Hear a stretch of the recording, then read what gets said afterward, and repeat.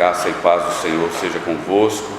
Lhes convido a abrir a palavra de Deus em Atos dos Apóstolos, capítulo 5, versículo 33 a 42. Livro de Atos dos Apóstolos, capítulo 5, versículo 33 ao 42.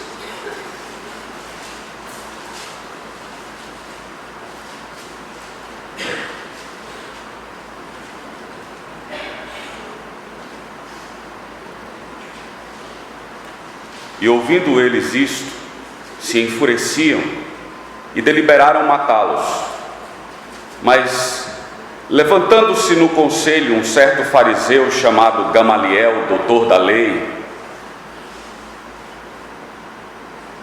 venerado por todo o povo, mandou que por um pouco levassem para fora os apóstolos e disse-lhes: homens israelitas, acautelai-vos a respeito do que haver de fazer a estes homens, porque antes destes dias levantou-se Teudas, dizendo ser alguém.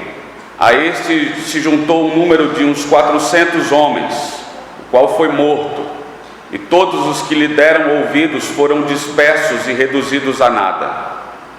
Depois deste levantou-se Judas, o Galileu, nos dias do alistamento, e levou muito povo após si, mas também este pereceu, e todos os que lhe deram ouvidos foram dispersos. E agora digo-vos: dai de mão a estes homens, e deixai-os, porque se este conselho, se esta obra é de homens, se desfará, mas se é de Deus, não podereis desfazê-la, para que não aconteça serdes também achados combatendo contra Deus. E concordaram com ele, e chamando os apóstolos e tendo-os açoitado, mandaram que não falassem no nome de Jesus, e os deixaram ir. Retiraram-se, pois, da presença do conselho, regozijando-se de terem sido julgados dignos de padecer afronta pelo nome de Jesus. E todos os dias no templo e nas casas não cessavam de ensinar e de anunciar a Jesus Cristo. Um conhecido provérbio bíblico diz que leais são as feridas feitas pelos amigos, mas o beijo do inimigo é enganoso. Esse provérbio diz que a verdade ensinada é clara. Melhor é a verdade que causa tristeza e faz sofrer, do que a lisonja que deixa perecer. No sentido espiritual, mais proveitosas são as advertências contra o erro, contra o pecado, que podem livrar a alma do inferno, do que o silêncio ou a bajulação, que resultam em condenação e morte. Como sabemos, meus irmãos, nem sempre as feridas leais são assim reconhecidas. Nem sempre. Com frequência elas suscitam respostas negativas para o próprio mal daqueles que reagem dessa forma. A passagem que eu desejo considerar com os irmãos nesta manhã, ela é a conclusão dos acontecimentos que Lucas reporta no capítulo 5 do livro de Atos dos Apóstolos, tratando-se da reação do Sinédrio ao testemunho corajoso dos apóstolos acerca da morte, da ressurreição e da exaltação de Jesus. Depois de terem sido presos pelo sumo sacerdote e os saduceus, movidos de inveja pela enorme receptividade que a doutrina cristã vinha alcançando entre o povo, libertados depois por um anjo de Deus, os apóstolos foram detidos e novamente voltaram a anunciar o Evangelho de Cristo no templo. E, levados à presença do Sinédrio, nessa ocasião foram acusados de desobediência. Ao invés de se defenderem, tendo Pedro como seu porta-voz, eles proclamaram às autoridades de Israel, com ainda mais contundência, o Evangelho de Cristo. E no verso 30 e 31 do capítulo 5, Pedro disse: o Deus de nossos pais ressuscitou a Jesus, a qual vós matastes, suspendendo-o no madeiro.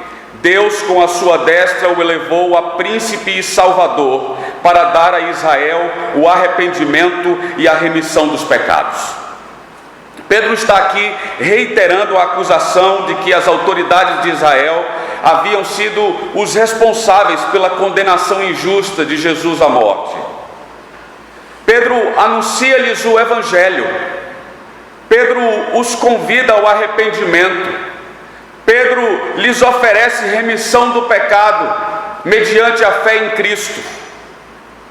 Poderíamos esperar a essa altura, como a exemplo da reação do povo de Israel, a mensagem de Pedro no dia de Pentecostes, que as autoridades também viessem a ter o coração compungido pela culpa e perguntassem a Pedro e aos apóstolos, conforme o povo perguntou no capítulo 2, no versículo 37, que faremos, pois, irmãos? Afinal, a culpa deles, como na condição de líderes religiosos, era bem maior do que a do povo. Infelizmente, como veremos, não foi isso que aconteceu. Então, o primeiro cenário desse episódio se trata da fúria do Sinédrio. E por meio da pregação de Pedro em Pentecostes, como já nos capítulos anteriores, o povo de Israel teve o seu coração compungido pelo sentimento de culpa e arrependimento de seus pecados. E o povo de Israel se refugia em Cristo como o único Salvador. O versículo 41 do capítulo 2 diz que nesse dia houve um acréscimo de quase 3.000 pessoas à igreja do Senhor. O verso 33, o qual nós começamos a ler, diz que como resultado do testemunho de Pedro perante o Sinédrio, na perícope anterior, as autoridades de Israel se enfureceram e queriam matá-los. Veja que no primeiro caso, em Pentecostes, Pedro usa uma palavra figurada para descrever o sentimento e a convicção de pecado que tomou conta dos ouvintes. A palavra grega que é utilizada é traduzida para a nossa língua por apunhalar, perfurar. Portanto, se nós fizéssemos uma releitura do texto, nessa condição, nós teríamos não somente compungido, mas o Evangelho apunhalou e perfurou o coração daqueles homens, produzindo culpa e arrependimento. No segundo caso, Pedro usa uma outra palavra figurada, dessa vez para ressaltar a fúria, a raiva e o ódio dos membros do Sinédrio. A palavra grega que é utilizada aqui é traduzida para a nossa língua por serrar. No lugar de enfurecer, serrar. Se enfureceram e queriam matá-los. Serraram e queriam matá-los.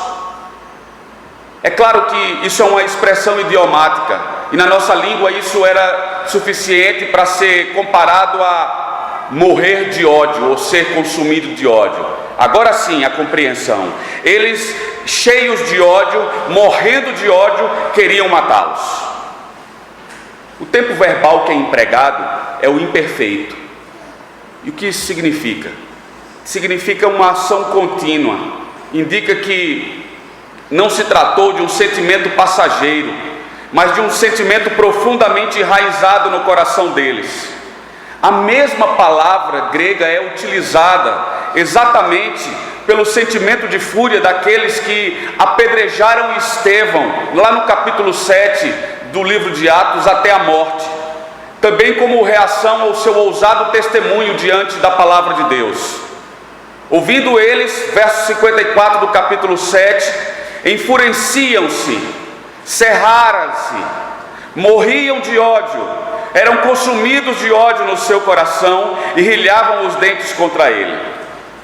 Ora, ressaltando que existia algo completamente irracional sobre a oposição do Sinédrio, assim como na oposição dos judeus a Jesus, ao ponto de quererem matá-lo, sem que houvesse cometido nenhum crime. A simples menção do seu nome parecia provocar uma reação violenta por parte do Sinédrio. Então um autor chamado Derek Thomas, ele aplica essa passagem com muita propriedade, falando o seguinte: a situação do nosso próprio tempo é apenas um pouco diferente. A situação do nosso próprio tempo é apenas um pouco diferente. Na nossa cultura pós-moderna, pregar e ensinar acerca de Jesus é tolerado apenas se isso for visto como uma visão pessoal e privada. Uma pessoa pode crer no que quiser crer, desde que não haja nenhuma condenação dos sistemas de crença dos outros. O cristianismo pode existir dentro do mercado de ideias como um dentre muitos, mas a sua reivindicação de exclusividade enfrentará violenta resistência e zombaria. A realidade é que quebrantamento de coração é obra do Espírito Santo. Somente o Espírito Santo pode convencer alguém do pecado e da culpa. Somente o Espírito Santo pode conduzir alguém ao arrependimento, à fé salvadora em Cristo. Entretanto, o Evangelho nunca é anunciado em vão. A mesma mensagem que quebranta o coração suscita um ódio profundo naquele que tem o coração endurecido.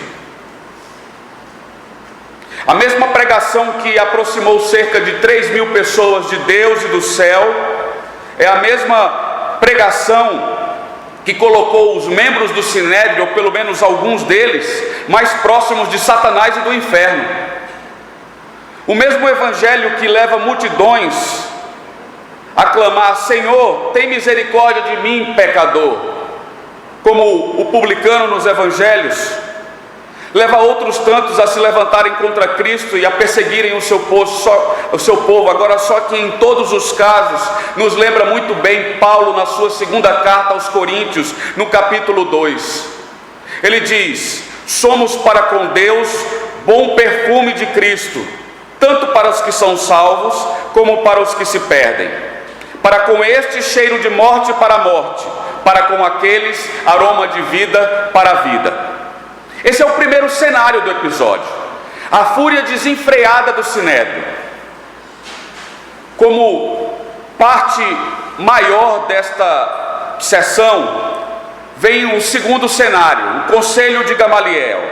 Mais do que a fúria do Sinédrio, Lucas ressalta a providência de Deus no conselho de Gamaliel, um dos membros mais famosos ou mais proeminentes dentre os judeus, principalmente dentre os fariseus. Não fosse a intervenção providencial de Gamaliel, provavelmente os apóstolos teriam sido mortos, como é exemplo de Jesus e como é exemplo do que viria a acontecer com Estevão. Lembram os irmãos que o Sinédrio não era composto somente de saduceus. O Sinédrio, embora no número menor, tinha também parte dele, o partido ou a seita dos fariseus. Também estava representada na corte máxima de Israel, e era um partido muito mais respeitado pelo povo. Diferentemente dos saduceus, os fariseus, eles criam no Antigo Testamento como canônico, como inspirado. Eles criam nas realidades espirituais, diferentemente dos saduceus. E eles aguardavam a ressurreição dos mortos, diferentemente dos saduceus. E entre os fariseus estava o mestre Gamaliel. Segundo tradições judaicas posteriores, Gamaliel era neto, discípulo e sucessor do não menos famoso Rabino Hillel, um dos grandes líderes ou grande líder da escola de interpretação da lei judaica. Uma outra tradução mais antiga, próxima a Gamaliel, não o associa com a escola de Hillel. Antes fala dele pertencendo à sua própria escola, como se ele tivesse fundado a sua própria escola. De qualquer forma, Gamaliel era o mestre judeu mais influente da sua época, lembrado por gerações e gerações a fio como a pura personificação do farisaísmo. Seu discípulo mais conhecido era Saulo da cidade de Tarso, o qual antes de convertido estava longe de manifestar a mesma moderação do seu mestre, mas depois de convertido ao cristianismo, passou a ser um dos maiores promotores da fé cristã, conhecido entre nós como o grande apóstolo Paulo. Uma outra tradição, a tradição eclesiástica, afirma que Gamaliel teria se tornado um discípulo de Paulo. e um patrono importante da fé cristã. E que na época que ele deu esse conselho ao Sinédrio, ele era secretamente cristão. Ora, irmãos, Matthew Henry aqui faz um comentário dizendo que se assim fosse, é muito provável que tivéssemos tido notícia disso em algum lugar de Atos dos Apóstolos, ou mesmo nas epístolas. Pode ser que houvesse uma esperança secreta no coração deste homem idoso, mas ele não se aventura sequer a contemplar, e sequer ele ousa falar. O fato, porém, é que não há nenhuma evidência bíblica disso. Pelo contrário, em nenhum momento ele se identifica com a verdade e com os apóstolos. Mesmo com todas as evidências da genuinidade da fé cristã que seguramente ele conhecia, Gamaliel não demonstra em momento nenhum segurança acerca da sua procedência divina. E como o Senhor Jesus Cristo disse em Lucas capítulo 11, versículo 23, quem não é por mim, é contra mim. Quem comigo não ajunta, espalha.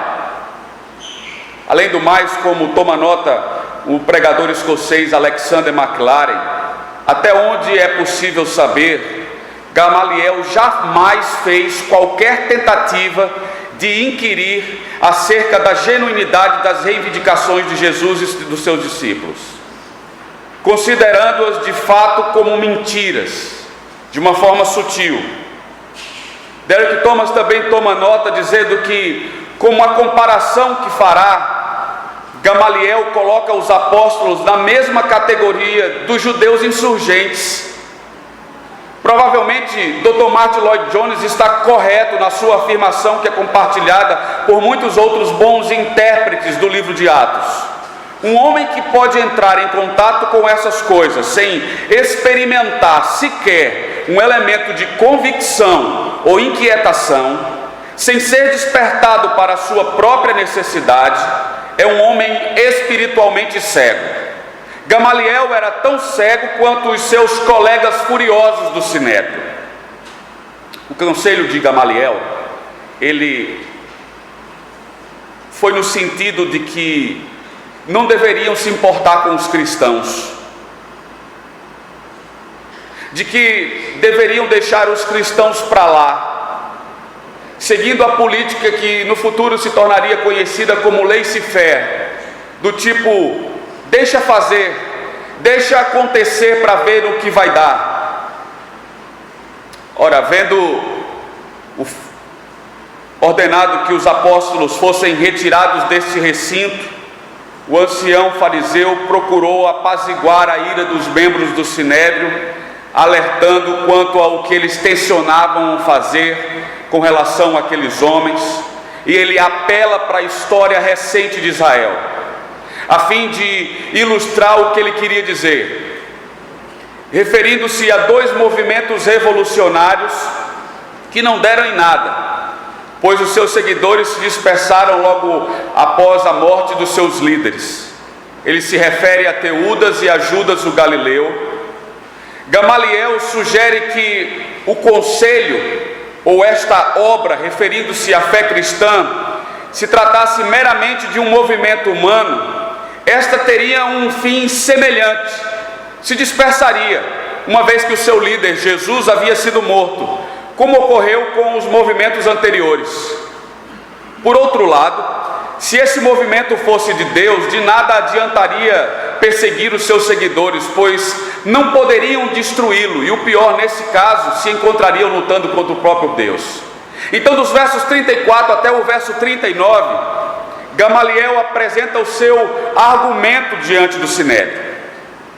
O historiador judeu do primeiro século, Flávio Josefo, se refere a revolucionários judeus com os mesmos nomes, Teudas e Judas. Entretanto, visto que eles teriam vivido em épocas diferentes, as informações são um tanto desencontradas. E os nomes da época também não eram incomuns. O próprio Josefo menciona que após a morte de Herodes, o Grande, houve milhares de desordens e tumultos na Judéia. Então é provável que Josefo e Lucas não estejam falando acerca das mesmas pessoas. estejam falando de pessoas diferentes. Não é certo, porém, dizer e afirmar, nem de um lado nem de outro, que Gamaliel, se ele falou essas palavras movido por um expediente político, por medo de ofender o povo ou os romanos e agravar a situação, ou se ele se encontrava sob alguma convicção de pelo menos da probabilidade da verdade da doutrina cristã e pensava que ela merecia um melhor tratamento, ou pelo menos um julgamento mais justo. De qualquer modo, a advertência de Gamaliel, ela foi providencialmente ouvida e foi parcialmente observada. Ao invés de sentenciarem os apóstolos à morte, o Sinédrio os açoitou e ordenou mais uma vez que eles não falassem no nome de Jesus e os libertou. Isso não significa dizer que não houve quebra do sexto mandamento aqui. Fazendo um link importante com os nossos documentos confessionais, o Catecismo Maior, na pergunta de número 136, fala acerca dos pecados proibidos no sexto mandamento. E ali se encontram exatamente, dentre a grande resposta, a raiva pecaminosa, o ódio e a inveja. Exatamente os sentimentos nutridos pelo Sinédrio. Evidentemente, há alguma verdade no conselho de Gamaliel, pois se pode esperar com relativa segurança que certas pessoas e movimentos extremados acabarão por se dispersar por si próprios, basta que seja-lhes dado corda suficiente. Apesar disso, o conselho de Gamaliel não representa um princípio infalível, pois o sucesso temporal não deve ser considerado um critério de verdade. Em última instância, sim, o que vem de Deus sempre prosperará, mas cedo ou mais tarde os seus decretos eternos serão cumpridos, e os seus conselhos humanos contrários sempre perecerão. Entretanto, os conselhos e obras ímpias muitas vezes prosperam nesse mundo caído, ainda que por um breve tempo ou por algum tempo. A história universal conta isso. A experiência humana deixa isso claro. O Salmo de número 73 de Asaf, sobre a prosperidade dos maus, ilustra muito bem essa realidade. O conselho de Gamaliel não é, portanto, uma prescrição que deva ser sempre observada. O princípio pode até ter alguma validade, apenas quando não existe certeza quanto à natureza de um fato. Nesse caso, até que a questão seja esclarecida, pode-se melhor aguardar o desenrolar dos acontecimentos antes de se tomar uma decisão grave, de se exercer juízo ou disciplina. Isso é um fato.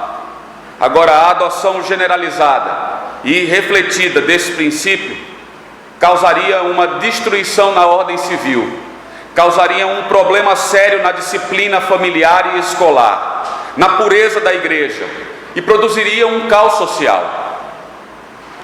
Quem gostaria muito disso era os criminosos, filhos rebeldes, alunos rebeldes, membros faltosos de igreja. Provavelmente aprovariam a adoção desse princípio, só que as consequências, porém, seriam desastrosas. Portanto, esse é o segundo cenário do episódio, o conselho de Gamaliel ao Sinédrio. Mas nos dois últimos versos do texto, Lucas descreve a reação dos apóstolos após esse acontecimento, o regozijo dos apóstolos.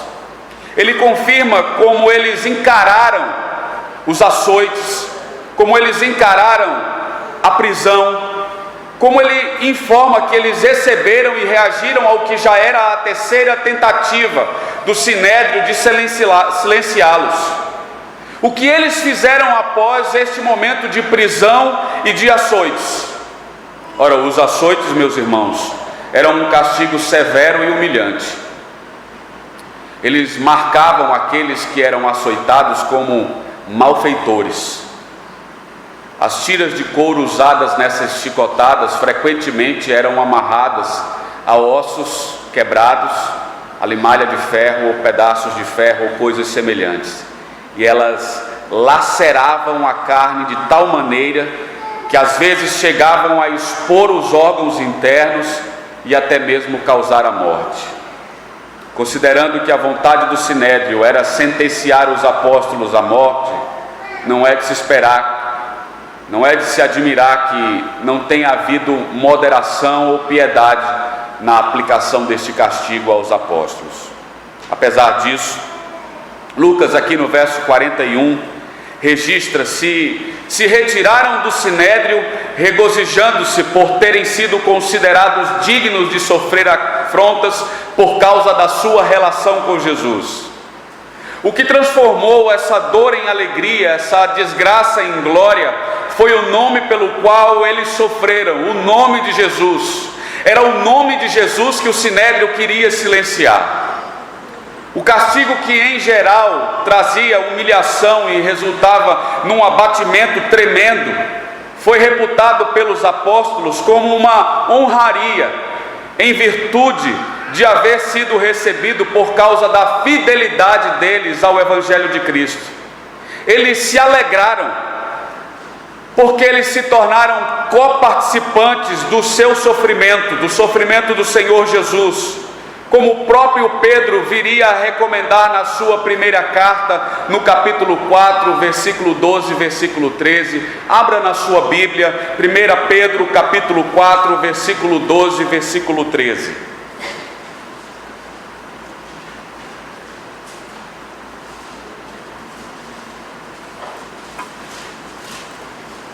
Amados, não estranheis o fogo ardente que surge no meio de vós, destinados a provar-vos, como se alguma coisa extraordinária vos estivesse acontecendo. Pelo contrário, alegrai-vos na medida em que sois coparticipantes dos sofrimentos de Cristo, para que também na revelação da sua glória vos alegreis exultando.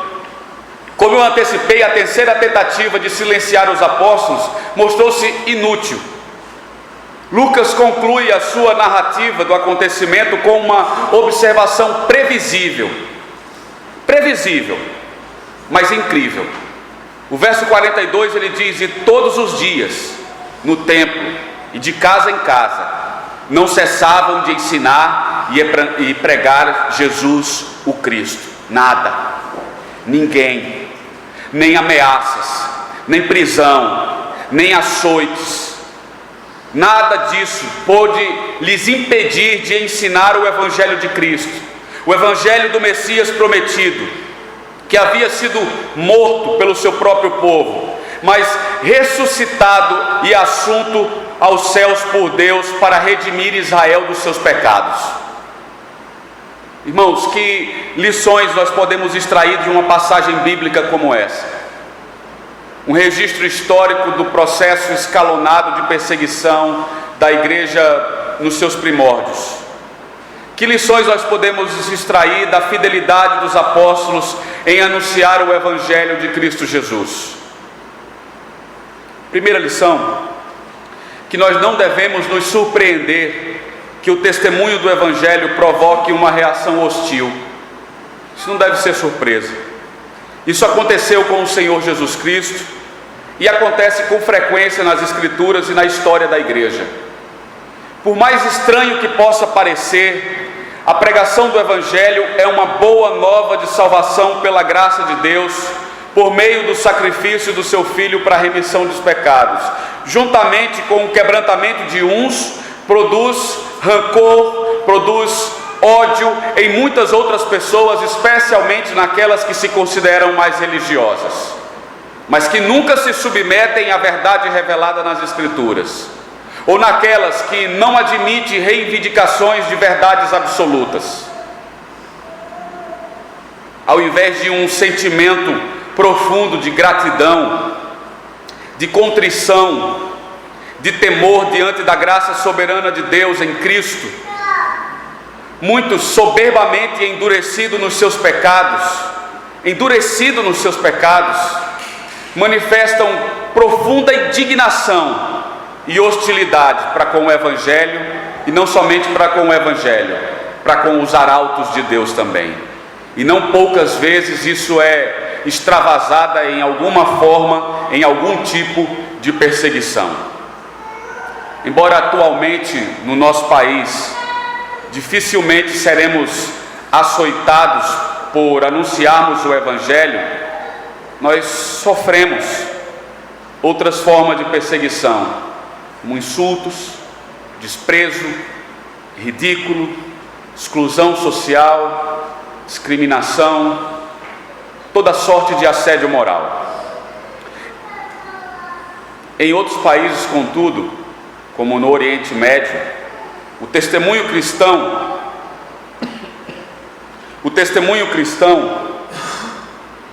continua levando milhares de crentes à prisão, milhares de crentes à tortura, milhares de crentes ainda hoje até a morte. Uma segunda lição que nós podemos extrair é que na sua graciosa providência Deus pode levantar pessoas como Gamaliel para atenuar as consequências do furor dos opositores do Evangelho de Cristo e da sua igreja. Deus pode fazer isso a qualquer hora. Evidentemente isso nem sempre acontece, é uma verdade. Muitas vezes, assim como ocorreu com o próprio Senhor Jesus Cristo, como ocorreu com alguns dos seus seguidores, não há nenhum alívio do ódio dos seus inimigos. Outras vezes, porém, Deus abranda a manifestação de furor das pessoas contra o seu povo, utilizando soberanamente meios e pessoas inesperados, seja quais forem as suas motivações, e sinceramente, nós agradecemos a Deus por isso.